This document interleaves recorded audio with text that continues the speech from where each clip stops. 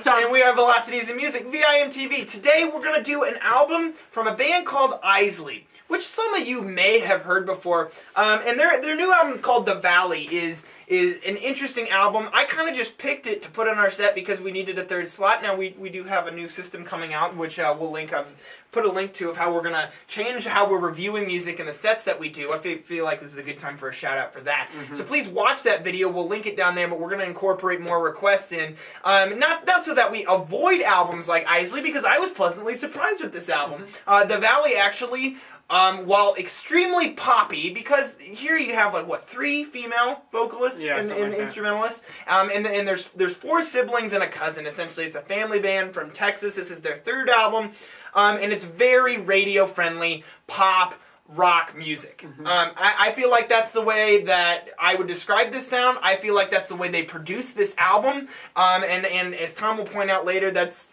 kind of how they made the vocals and other instrumentals in this. But one thing I do want to say is, if you can get through just the general poppiness of the sound, if you can tolerate the female vocals, if you can handle all these things and proceed to the next level and not be completely put off, because sometimes people just are, and that's absolutely fine.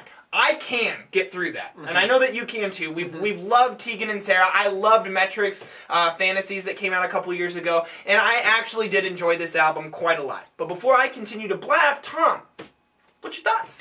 Well, yeah, I did end up liking this more than I thought I would in the beginning, exactly for the reasons you said.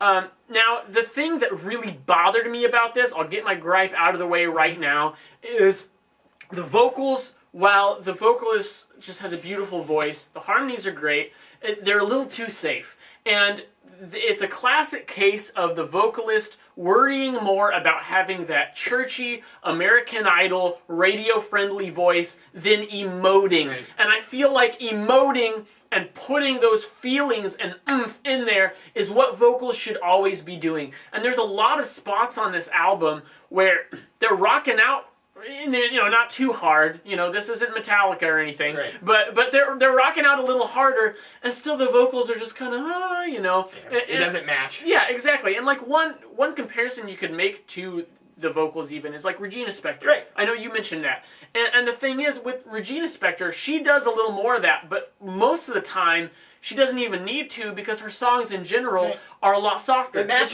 more piano ballads. Right. Exactly. So when you have that rocking sound, but the vocals that sound more like they should be on piano ballads, they're not quite meshing together well. It loses its authenticity. Exactly. It does a little bit. I would have liked to hear a lot more oomph from the vocalists, a lot more, just kind of gruff, raw sounding attitude and spirit in those vocals. That really would have made possibly a 10-point difference in this album for me. But getting past that, the vocal melodies are very well written. Right. There's a lot of good guitar in this album that really, honestly, you have to listen through the vocals to get to, but it's still very good. Right. Good chord progressions. I mean, the biggest thing you can say is that it's just too safe. Right.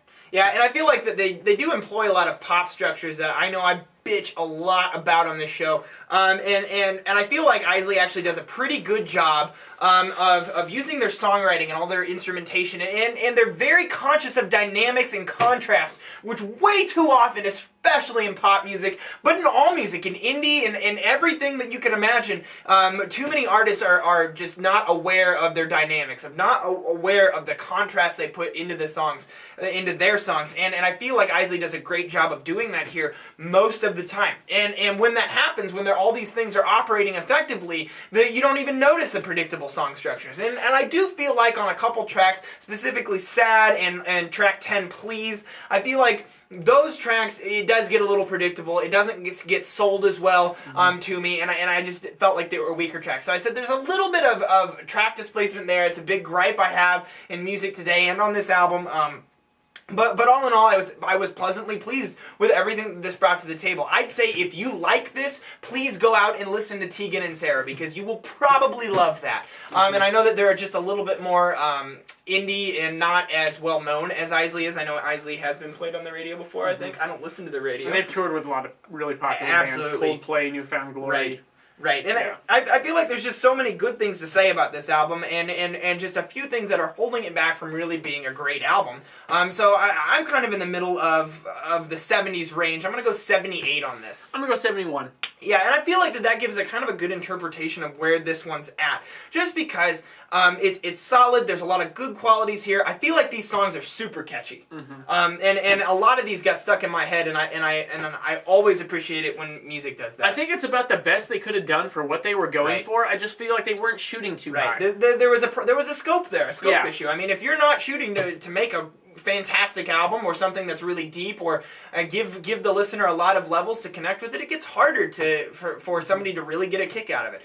Instead, what listeners do is they do what we did, and they take it at face value, and that usually leads to a Velocities in Music score in the 70s. What did you guys think about this album? Did you love it? Did you hate it? Tell us why at www.velocitiesinmusic.com or youtube.com/velocitiesinmusic. These guys named their band after Mos Eisley in Star Wars, which is awesome. We're big Star Wars nerds. Except I hate the first 3 Star Wars movies. Just want to go on the record as saying that. Not like the old ones are awesome. That's what I'm trying to say. But the new ones suck. Episodes 1 through 3. They made Vader, they pushed him out. Yeah. All right. Anyways, I'm Jake. I'm Tom. And we are VIMTV, moving music critique forward.